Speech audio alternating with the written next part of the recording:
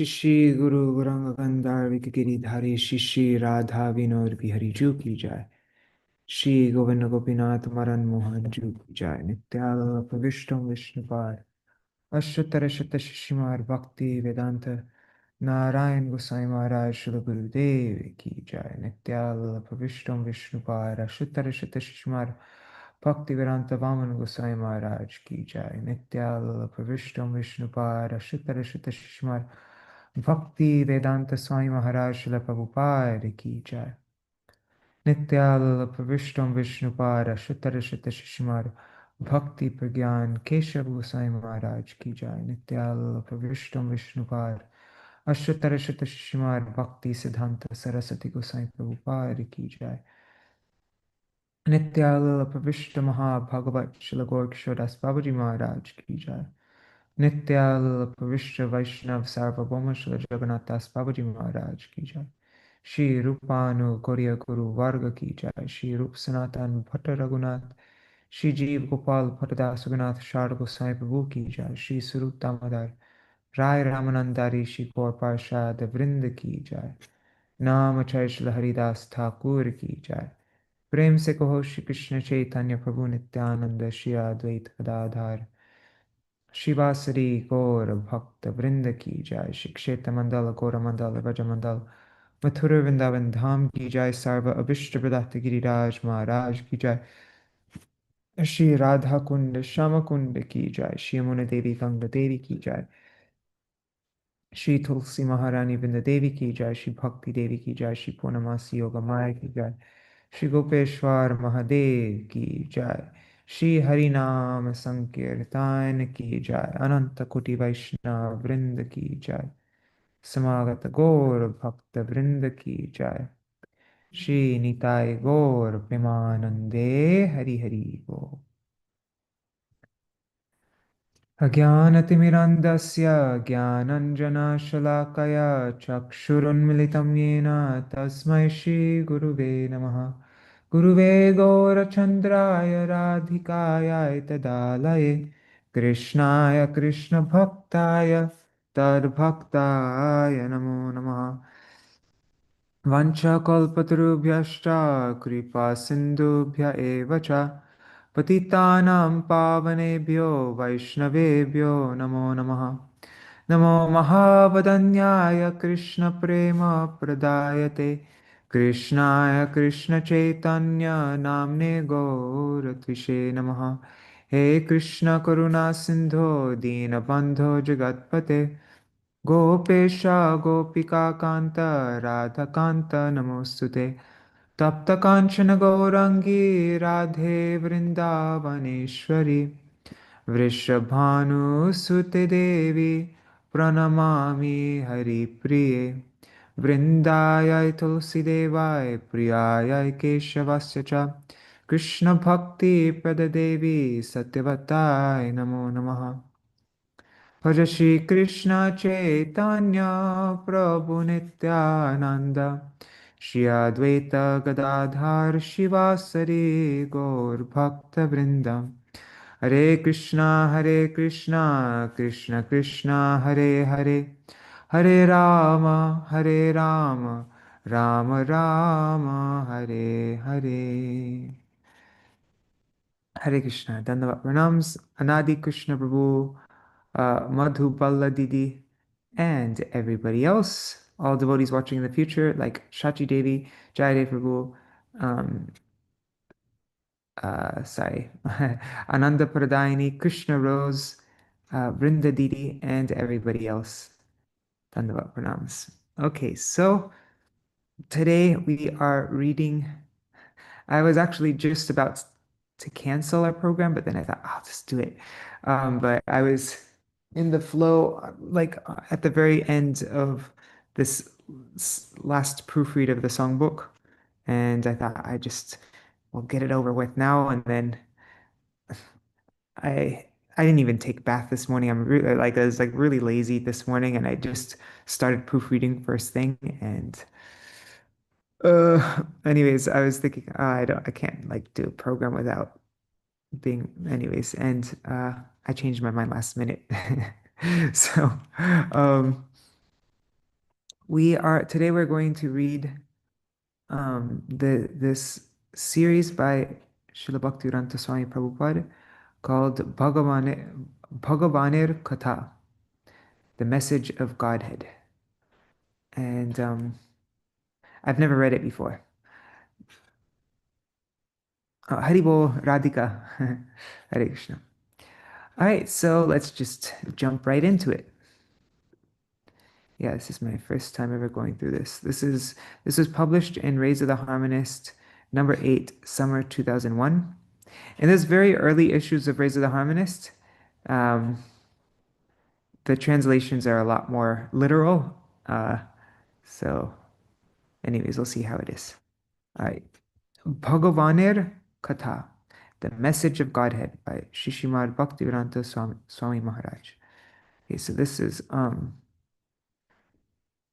on Gaur Purnima Day in 1949, by the tireless efforts of Nitya Lila Pravishta Om Vishnupar Ashtatarashata Shishimar Bhakti Pragyan Keshav Goswami Maharaj, the first edition of Sri Gaudiya Patrika, inspired by the original Bengali Gaudiya, was published.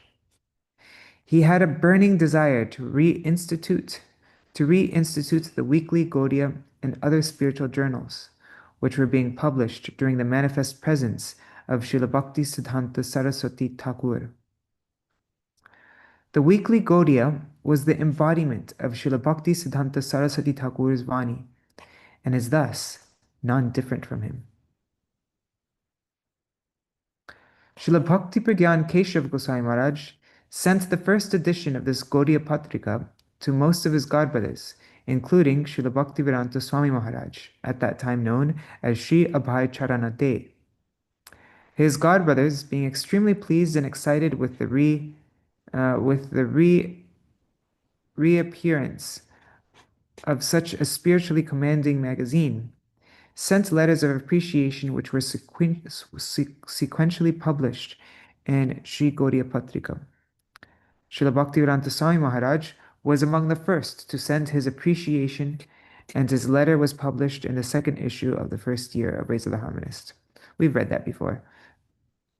For the benefit of the readers, we are presenting here the original Bengali letter as published in Sri Gaudiya Patrika, along with the English rendering. Interesting. Okay. Śrīla Bhaktivedānta Svāmī Maharaj subsequently wrote frequent articles in Bengali for Sri Gaudiya Patrika. It is well known that Śrīla Bhakti Pragyan Keshav Maharaj made him the chief editor. He made him the chief of the Sri Gaudiya Patrika editorial board. All right, so here is the article that Śrīla Prabhupada wrote. This is a series of articles called Bhagavāner Kathā, the message of Godhead.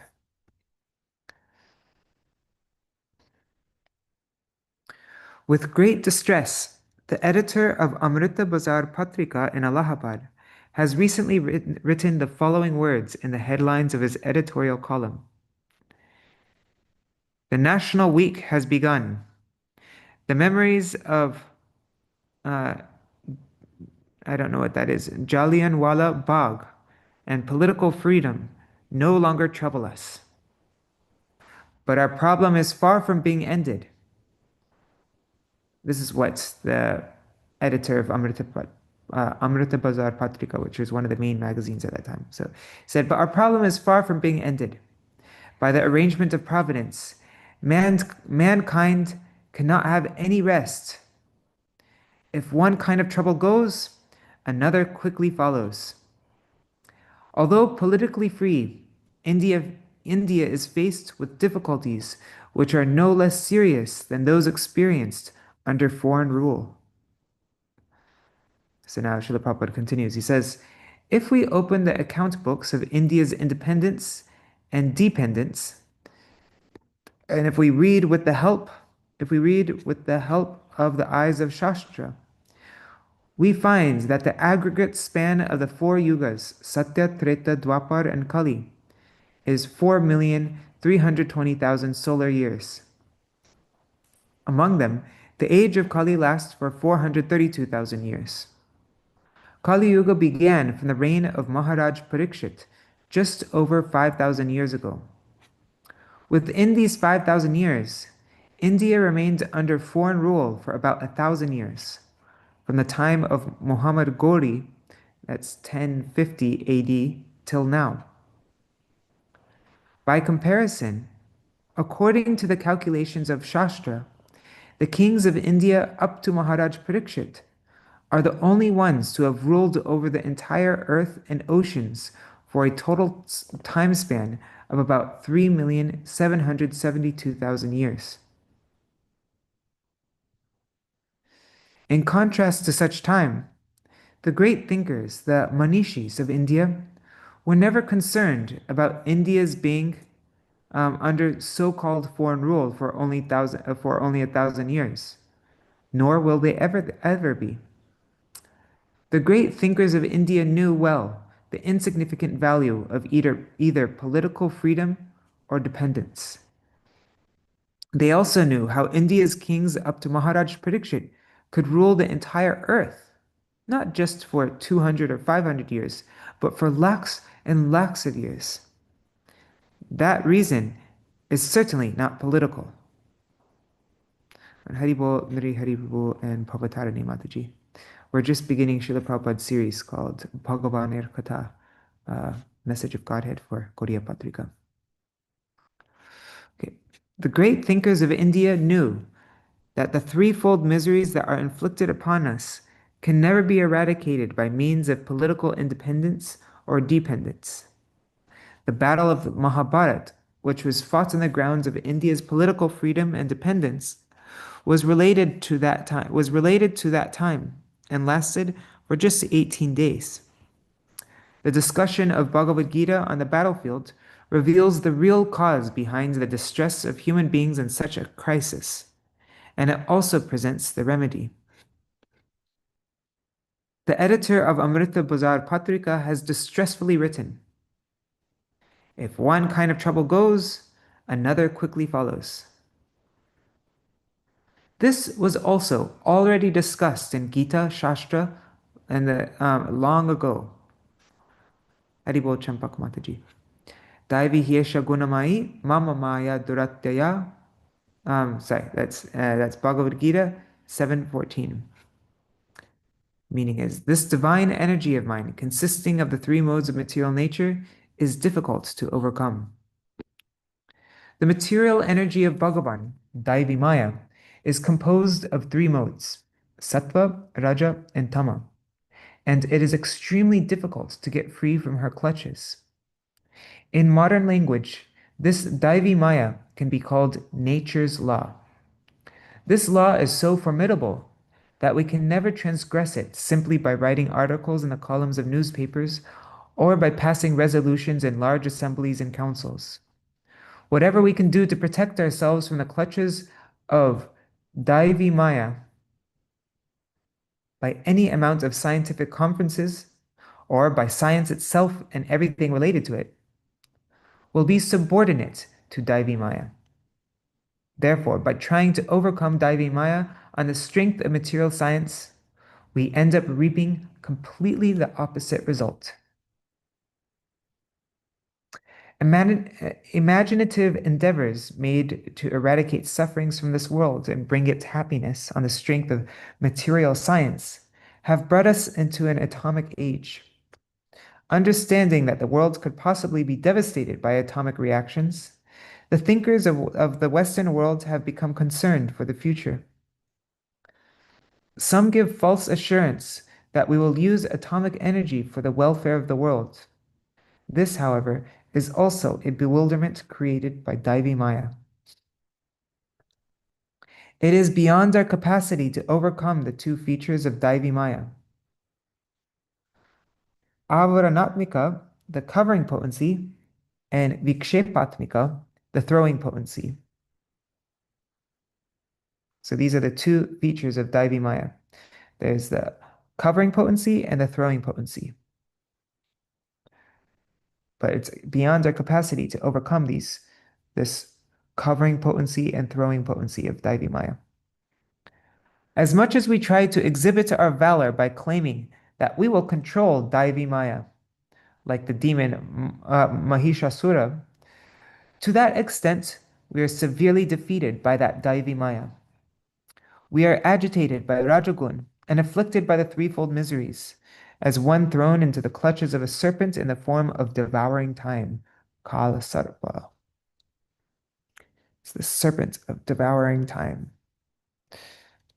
Daivi Maya's battle with such uh, Mahishasuras has been going on for a long time. Because we are unable to understand this, we express regret and distress that, by the arrangement of providence, mankind cannot have any rest. I think that's a quote from that Ananda Bazar Patrika article. Although the host of Mahishasuras, that's demon-like people today, although the host of these Mahishasuras are being repeatedly and severely defeated by Daivi Maya, they cannot understand how mankind can have peace. Daivi yesha gunamai mama maya durattaya mam eva ye prapadyante mayam etang tarantite. This statement cautions the Mahishasuras and also explains how one can become free from the clutches of Daivi Maya only by surrendering at the lotus feet of Bhagavan. Just as Mahishasura was fully endowed and well versed in all subjects such as knowledge, intellect, austerity, wealth, manpower, birth, and opulence, persons of this present day, having the same disposition, are not less than him in any respect. They are not inferior to him in knowledge, intellect, austerity, and the power to devise means to enjoy Daivi Maya. Through scientific conferences, they misuse great amounts of intellect, austerity, wealth, and manpower, and the result of their endeavors is the inception of sufferings for the world instead of happiness. This is indeed the effect of Daivi Maya's vikshepatmika, the throwing potency, and is the vomiting of poison by the Kala Sarpa, the serpent of death, of devouring time. By all such misdeeds, a great amount of harm is incurred upon the world.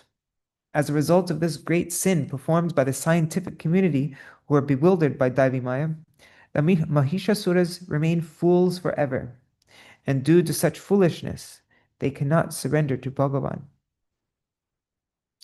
Namam dushkritino mudha prapadyante naradhama mayaya pahrita jnana asuram bhavam ashrita. It's Bhagavad Gita 7:15.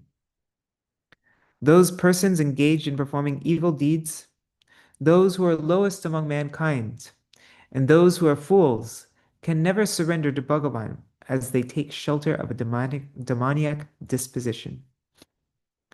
This is because their knowledge is stolen by Daivi Maya.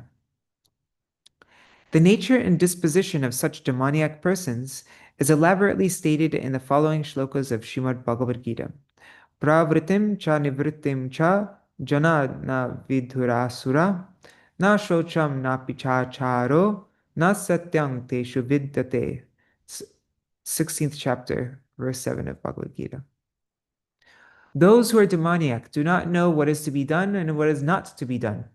Neither cleanliness nor proper behavior nor truth is found in them.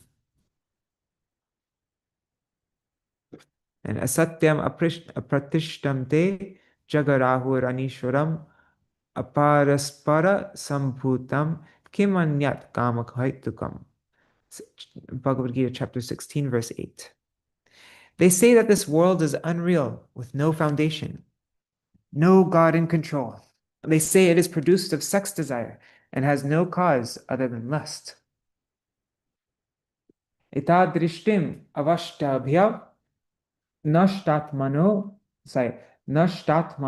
babudhaya prabhavantu karmana kshayaya jagato hita. 16, no, it says the next verse in chapter 16. Okay, this is verse 9, the next verse is 10, 11 to 12. Okay, so these are all these string of verses in chapter 16. So following such conclusions, the demoniac, who are lost to themselves and who have no intelligence, engage in unbeneficial, horrible works meant to destroy the world. Kamam ashrita dushpuram, dhambamana madanvita, mohad grihi vasar grahan, pravartante shuchi vrata. 10. Taking shelter of insatiable lust and absorbed in the conceit of pride and false prestige, the demoniac, thus illusioned, are always sworn to unclean work, attracted by the impermanent. Chintam aparimeyancha pralayantam upashrita kama parama etavad iti nishchita. Asha pasha shatarbadha kama krodha parayana ihante kama bhogartam anyayenartha sanchayan. They believe that to gratify the senses is the prime necessity of human civilization. Thus, until the end of life, their anxiety is immeasurable. Bound by a network of hundreds of thousands of desires and absorbed in lust and anger, they secure money by illegal means for sense gratification. Idam adya maya labdham, imam prapsye manoratham. Idam astidam api me pavishyati punardhanam. Aso maya hata shatrur hanishye cha paranapi. Ishwaroham aham bhogi siddhoham balavan sukhi. Ardhya bhijanavan asmi konyo sti sadrisho maya yakshe dasyami modishya itya jnana vimohita. The demoniac person thinks, so much wealth do I have today, and I'll gain more according to my schemes. So much is mine now, and it will be increased in the future more and more. He is my enemy. I have killed him. My other enemies will also be killed. I am the Lord of everything. I am the enjoyer. I am perfect, powerful, and happy. I am the richest man surrounded by aristocratic relatives. There is none so powerful and happy as I am. I shall perform sacrifices. I shall give some charity, and thus I shall rejoice. In this way, such persons are deluded by ignorance.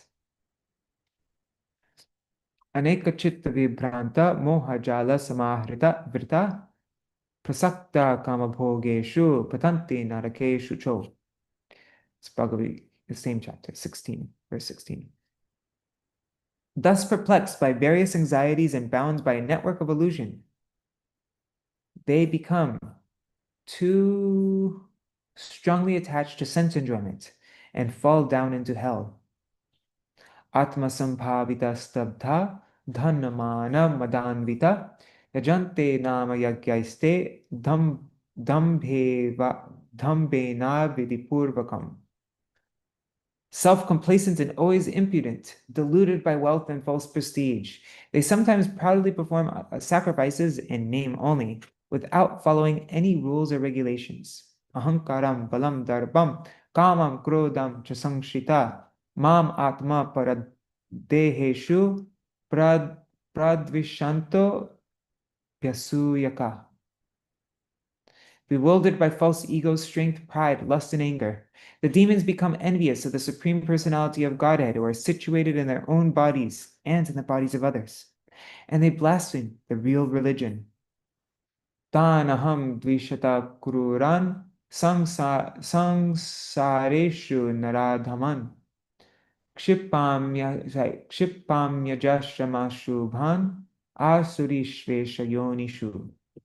Those who are envious and mischievous, who are the lowest among men, I perpetually cast into the ocean of material existence, into various demoniac species of life. Asurim yonim apanna mudha janmani janmani mam aprapyaiva konteya tato yantyadhaman gatim. Attaining repeated birth amongst the species of demoniac life, O son of Kunti, such persons can never approach me. Gradually, they sink down into the most abominable type of existence. This is translated from Śrīla Bhaktivedānta 1:3. All right, so let's continue on. So that was Bhagavāner Kathā 1. Is number 2 here? Yes. Let's read Bhagavāner Kathā number 2. All right, 1 second.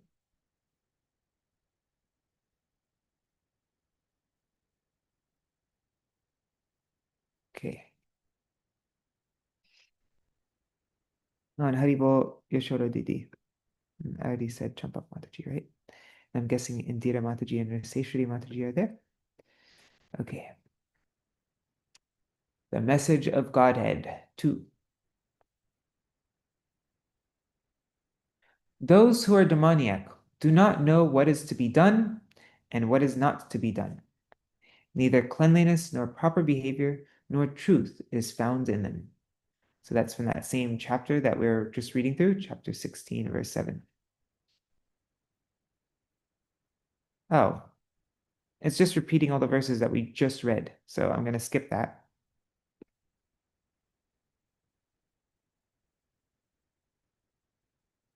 Yeah, it just repeated all the verses we just went through. So these shlokas of Gita, that's chapter 16, verses 7 to 20, which we just read, portray the image of demoniac tendencies.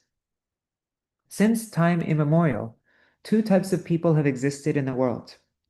One type is the Devata, and the other is the Asura, whose tendencies are opposite to those of the Devatas. In ancient times, there were 1 or 2 Asuras, like Ravan, who in the guise of a sannyasi, stole Sita Devi, the consort of Bhagavan Ramachandra, and eventually met his devastation. Presently, the people in the dynasty of Ravan have increased millions of times, and every one of them is competing in their endeavors of stealing Sita. As a result of this, on the basis of their multi-directional ideals, the Asuras have become enemies of each other.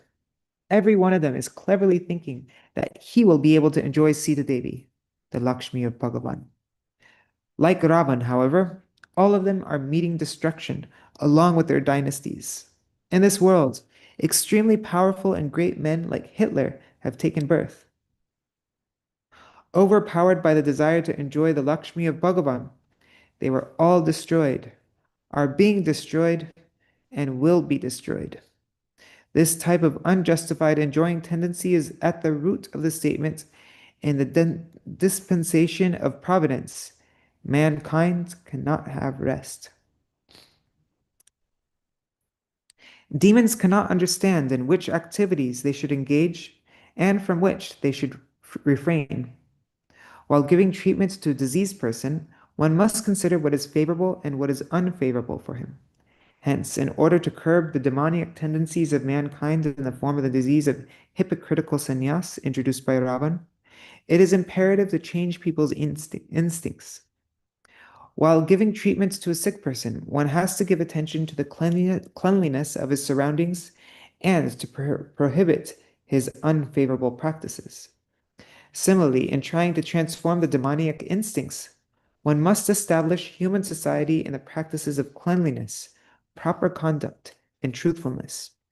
It is impossible to ever cure the disease by deceiving people through statements like as many paths as there are opinions. It's jata mata tatapata. And thus considering there to be no distinction between cleanliness and uncleanliness, proper conduct and improper conduct, truthfulness and untruthfulness. The asuras who have taken shelter of untruth are in such ignorance that they have accepted their bodies as the sole center of all activities, despite realizing the temporary nature of the body at every moment. They do not understand that the soul is the real object and that the body is unreal.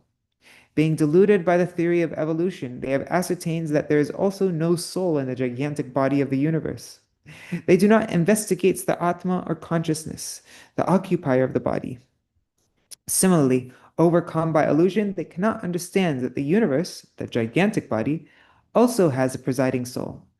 They look at the gigantic body of the universe and consider it to be merely inert matter, much as they identify themselves to be their gross body. While considering any matter, the asuras make conclusive statements that simply refer to everything as nature.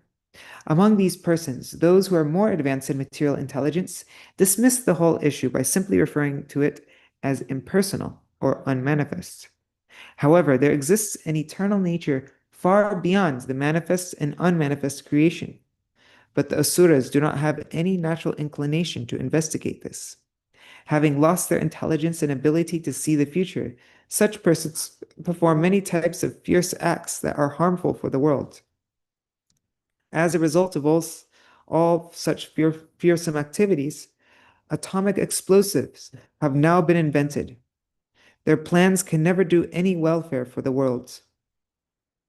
In ancient times, by neglecting Sri Ramachandra and apparently working for the welfare of common people, Ravan made plans to build a staircase to heaven.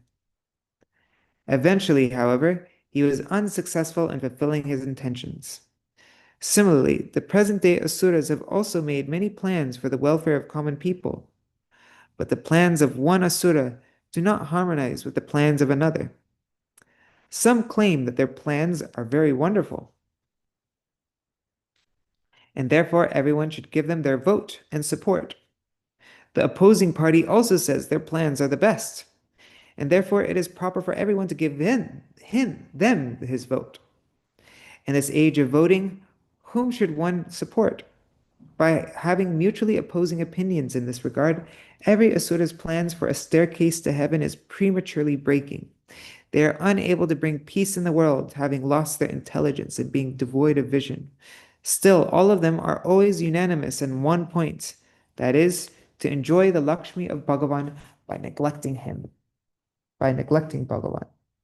Every asura proudly feels that there is no one as intelligent and dignified as he is. Gripped by illusion and the unreal, the desires by which he is impelled are all harmful. Despite this, every one of the asuras persists in some unreal activities and tries to expand his dominance by this deception and cleverness. The lines of thought of the asuras, who are impure and have taken shelter of non-reality, is unlimited. Unlimited lines of thought. Disguised as the so-called leaders of a country and thinking they can benefit their nations, they become completely carried away in a whirlwind of such thoughts. Till the end of their lives, they remain absorbed in making arrangements for their facilities. Like my enjoyments, my son's enjoyments, my son's son's enjoyment, his children's enjoyment, and the enjoyment of their children.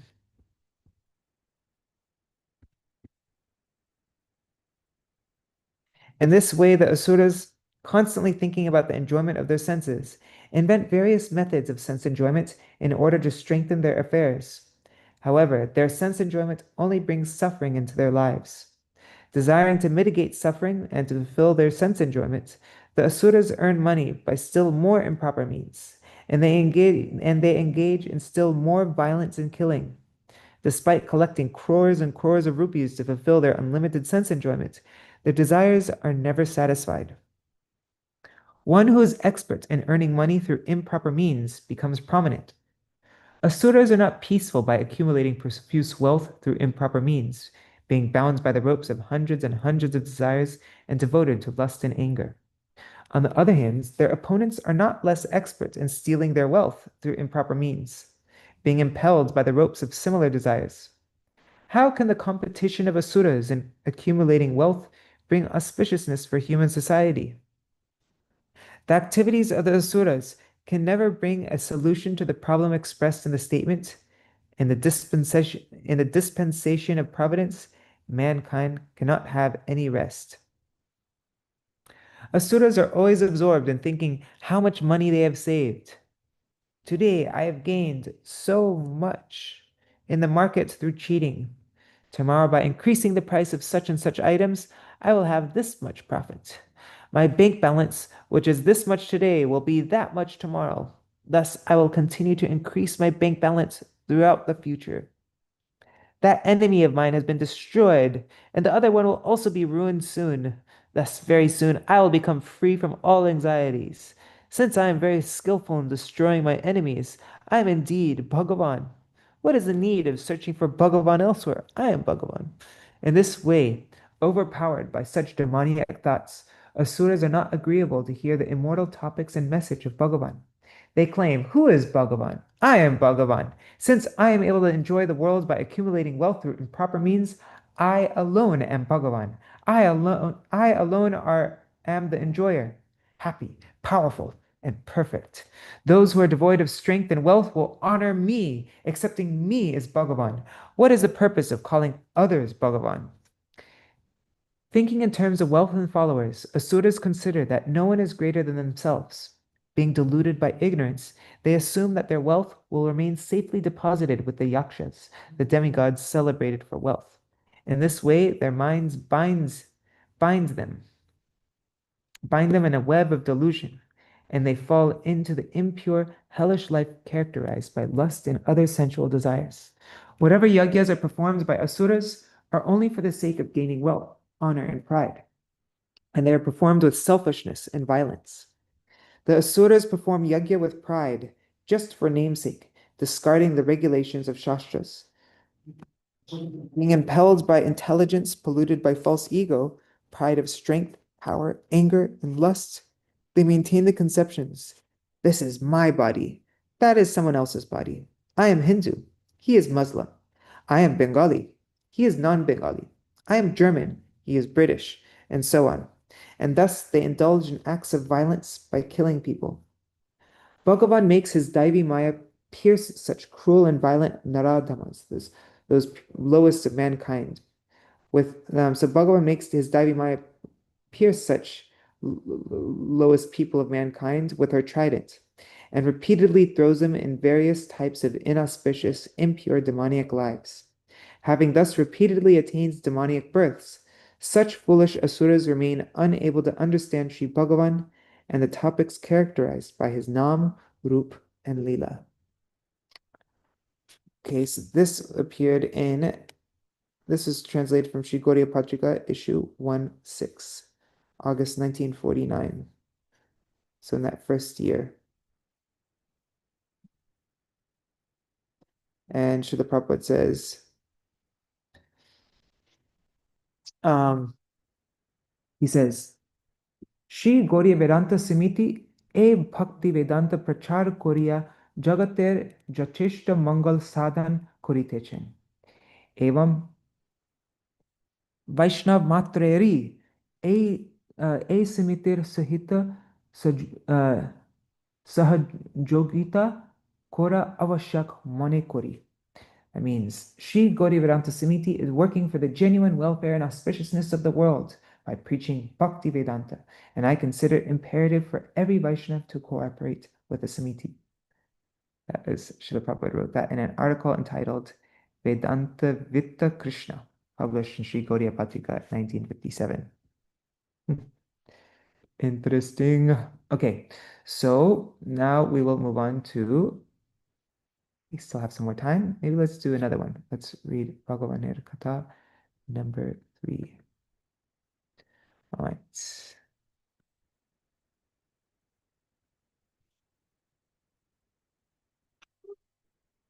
Okay. Bhagavāner Kathā 3. And we'll probably end for today after that. All right.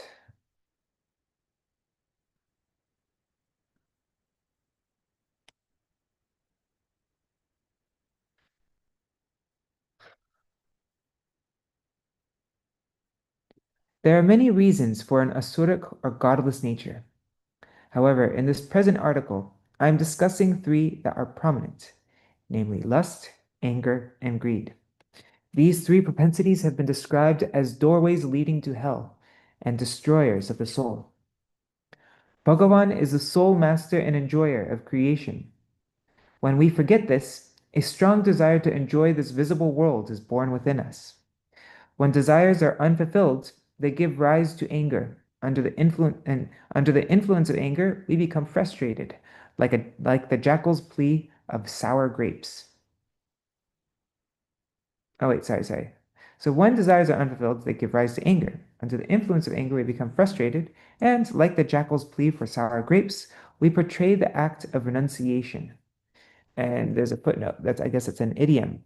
jackals plead for sour grapes. That means, and the footnote says, once a jackal came across a grapevine.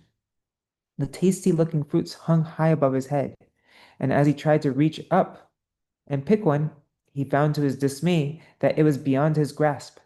Again and again he tried, but to no avail.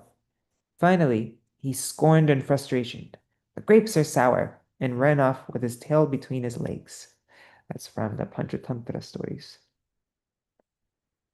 So just because you can't reach it, you just thought, they're sour anyways.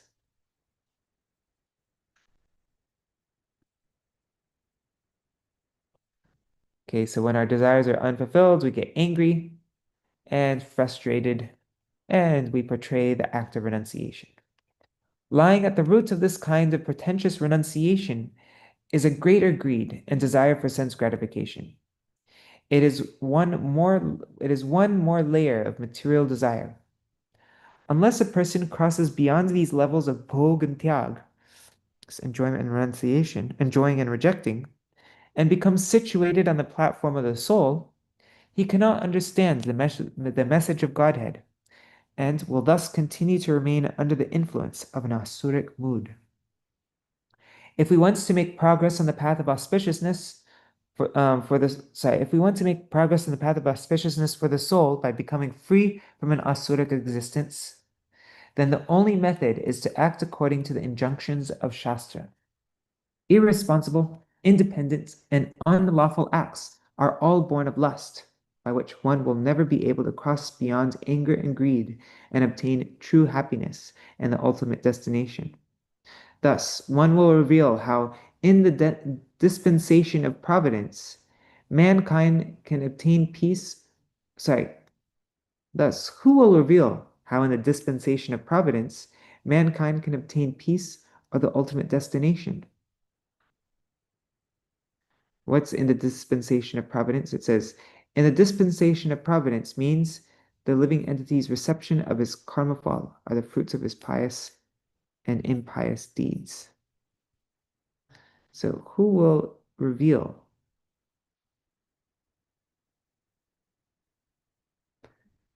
how, in receiving the pious and impious deeds, the fruits, mankind can obtain peace or the ultimate destination? Shastra is our only support. If we work according to its injunctions, we can receive freedom from unlawful and whimsical acts. The age in which we presently live is called Kali Yuga, the dreadful age of quarrel and hypocrisy. Almost all people of this age have short lives, dull intelligence, and misfortune, and are always persecuted by disease and distress. Consequently, they do not have a natural inclination for the instruction of Shastra. Practically all the religionists of the world, be they Hindu, Muslim, Christian, and so on, live whimsically by transgressing the laws of their own scriptures. All these people, what to speak of following the laws of Shastra, misinterpret them. They gradually become firmly established in an asuric nature in the form of sense enjoyments born out of their worldly desires.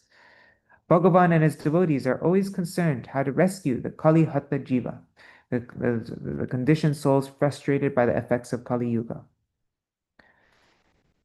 The Vaishnava devotees of Bhagavan are like desire-fulfilling trees and oceans of mercy. So they're like, right, Vancha Kalpa Tarubhyashcha, and they are like a Kripa Sindhu. In order to deliver the jivas tormented by Kali, the Vaishnavas, even after fulfilling whatever desires or prayers the jivas have, make arrangements to establish their sambandha, their relationship with Bhagavan. Whatever means the savior of the fallen, Sri Gaurasundar Sri Chaitanya Dev, has prescribed, after having seen the jiva's miserable condition, is alone the sole injunction of the Shastras for all common people.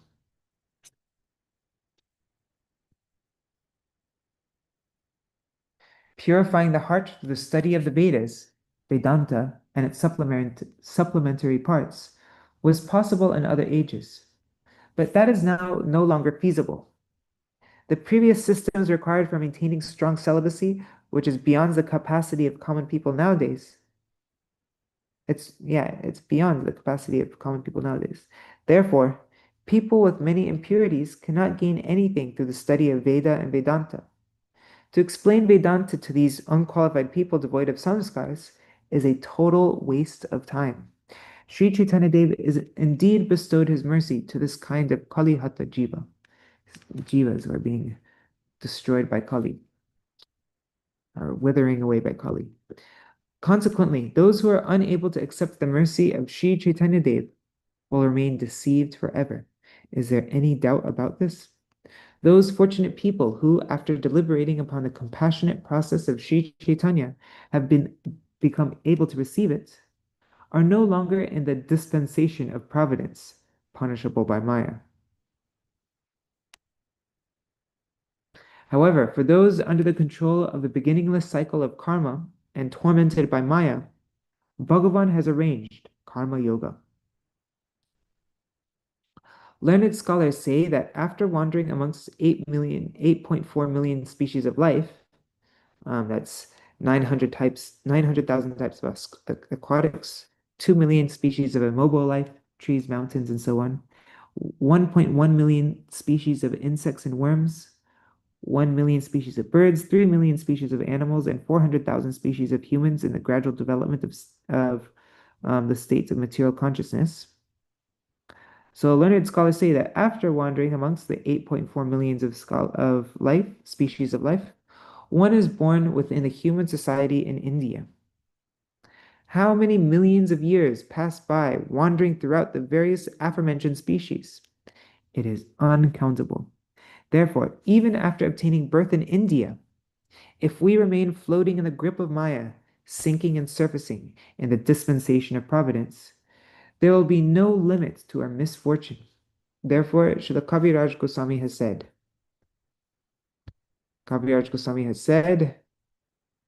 Bharata bhumite hoilo manushya janmajar, janma sarthak kori koro para upakar. One who takes a human birth in the land of Bharat in India should make his life successful and then work for the ultimate benefit of others. That's from Chaitanya Charitamrita Adi Lila, chapter 9, verse 41. The success of human life is attained by following the guiding path of those Mahajans from Bharat. The sages of India have endeavored to find liberation from the hands of Maya and to become like a particle of dust at the lotus feet of Bhagavan. Such endeavors are not to be seen in any other place on the earth.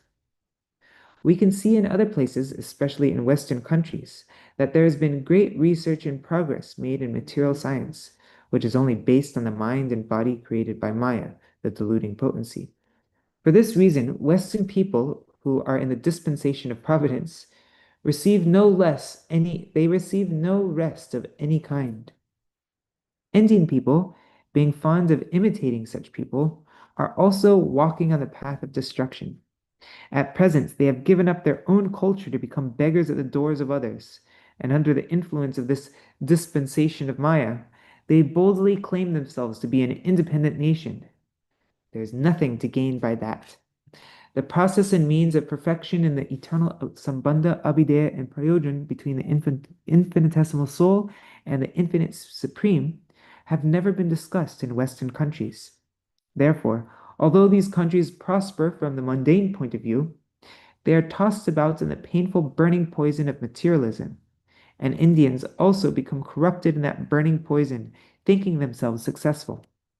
Now, many Western thinkers are looking towards India for peace, and therefore we can maintain a firm belief that the message of peace from India will soon arrive within their ears. Bhagavan Sri Krishna, considering the distressful future of the living entities, instructed the Bhagavad Gita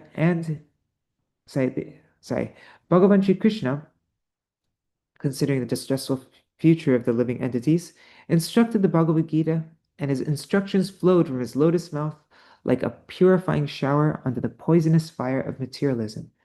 There is a need to understand the great difference between the general karma and the karma yoga mentioned in the Bhagavad Gita. At present, there are many who identify themselves as karma yogis in a so-called karma sampradaya. Nevertheless, they are seen enjoying the fruits of their own work. In many places in Bhagavad Gita, Bhagavan Sri Krishna has referred to the process of Buddhi Yoga. The meaning of Buddhi Yoga is Bhagavad Bhakti. And Sri Krishna has said, Dadami Buddhi Yogam Tam Yena Mam Upayanti Te. It's Bhagavad Gita 10:10. I bestow the transcendental knowledge by which they come to me. Elsewhere he has said, Bhaktya Mam Abhijanati. That's Bhagavad Gita chapter 18, verse 55. It is only by unalloyed bhakti that one can behold me, that is, know me in truth. He has also said, Bhaktyaham ekaya grahya. That's in Srimad Bhagavatam 11:14-21. I am to be obtained by unalloyed devotional service. Therefore, the Buddhi Yoga by which one can obtain him is none other than bhakti. It is a well-known fact that one can attain Bhagavan through bhakti. Consequently, one of his names is Bhaktavatsal, one who is especially affectionate towards his devotees. Through Buddhi Yoga, one can adopt karma kosha, that's the art of work, and by that art alone, mankind can be peaceful or find rest in the dispensation of providence. We can clearly see the mood of Buddhi Yoga in Bhagavad Gita, 2nd chapter, verses 39 and 40. Esha te bhita sankhe buddhir yoge timam shanu buddhya yukto yaya partha karma bandham prahasyasi. O Partha, thus far I've explained this knowledge of Sankhya Yoga. But now I will impart to you the science of Bhakti Yoga, by which you will become freed from the bondage of this material world. Neha bikramana shosti pratyavayo navidyate swalpam apasya dharmasya trayate mahato bayat. Endeavors on the path of Bhakti Yoga are neither fruitless nor subjective to loss. Even a little progress frees one from fear and the greatest of dangers in this material world. It is a very difficult affair for the people of the modern world to discover peace by the analytical method of Sankhya Yoga. However, the peace one may obtain through Buddhi Yoga or Bhakti Yoga belittles the highest worldly gain or peace. It belittles the highest worldly gain or peace in the form of Brahmananda, the bliss experienced by being situated in the nature of Brahman. The development of karma in relation to bhakti never goes in vain or is destroyed. Therefore, to the degree it is performed, that amount will be permanently secured. Even a little performance of bhakti rescues one from the greatest of fears, the bindings of the material world. Okay, so this is the third article in the Bhagavāner Kathā series by Śrīla Prabhupāda, as translated from Gaudiya Kartika 111. All right, so that is our reading for today. Yeah, I wonder how many Bhagavāner Kathā things are. There's Bhagavāner Kathā 4 and 5, 4, 5. I think afterwards they started giving it different names though. Yeah, I remember Rabbi Jantumala telling me that. Anyhow, we will, tomorrow is the appearance day of Śrīla Bhakti Jivan Janardhan Goswami Maharaj. So we will read the second part of that booklet that my Gurudev wrote. And then maybe we'll just continue, finish reading this Bhagavāner Kathā series by Śrīla Prabhupada. All right, that's our program for today. Oh, Haribol Chatamaya Mataji, I didn't see you before. Right. Hare Krishna, Krishna Krishna, Hare Hare, Hare Rama, Hare Rama, Rama Rama, Hare Hare, Hare Krishna, Krishna Krishna Hare Hare, Hare Rama, Rama Rama, Hare Hare, Hare Krishna, Hare Krishna, Krishna Krishna, Hare Hare, Hare Rama, Hare Rama, Rama Rama, Hare Hare. Nitai Gaur Hari Bol, Hari Bol, Hari Bol, Nitai Gaur Hari Bol, Nitai Gaur Hari Bol, Hari Bol, Hari Bol, Gaur Hari Bol. जय श्री सच्चिदानंद गौर हरि की जय, जय श्री श्री राधा विनोद बिहारी जू की जय, जय श्री गुरुदेव की जय, जय श्री परम गुरुदेव की जय, श्री प्रभुपाद की जय, जय श्री हरि नाम संकीर्तन की जय, श्री रूपानु गौरिया गुरु वार्ग की जय, पार्षद श्री गौर नित्यानंद प्रभु की जय, श्री राधा कृष्ण को गोपीगण की जय, श्री गिरिराज महाराज की जय, श्री तुलसी महारानी वृंद देवी की जय, श्री हरि नाम संकीर्तन की जय, अनंत कोटि वैष्णव वृंद की जय, समागत गौर भक्त वृंद की जय, श्री निताय गौर प्रेमानंदे हरि हरि बोल, वृंदाय तुलसी देवाय प्रियाय केशवाय कृष्ण भक्ति प्रददेवी सत्यवताय नमो नमः, वंशकल्पतरुभ्यश्च कृपा सिन्धुभ्यैव च पतितानं पावनेभ्यो वैष्णवेभ्यो नमो नमः। हरि बोल धन्यवाद प्रणाम सुंदरी हरि प्रभु भवतारिणी माता जी, अनादि कृष्ण प्रभु Champak माता जी, Yashoda Didi, Chattamai माता जी, and everybody here on YouTube and Facebook like Madhu Balla Didi, Radhika Didi, Ganga Mata ji, Mitra Vrinda Mata ji, and everybody else, and Dira Mata ji, Raseshwari Mata ji, and all the devotees watching in the future like Shachi Devi, Jai Dev Prabhu, um, Krishna Rose, Ananda Pradayini, um, and everybody else, Vrinda Didi, Haribo. All right, is there anything anybody wants to mention before I end the stream for today? All right, see you all tomorrow. See you tomorrow for reading about the appearance day of Srila Bhakti Jivan Janardana Goswami Maharaj.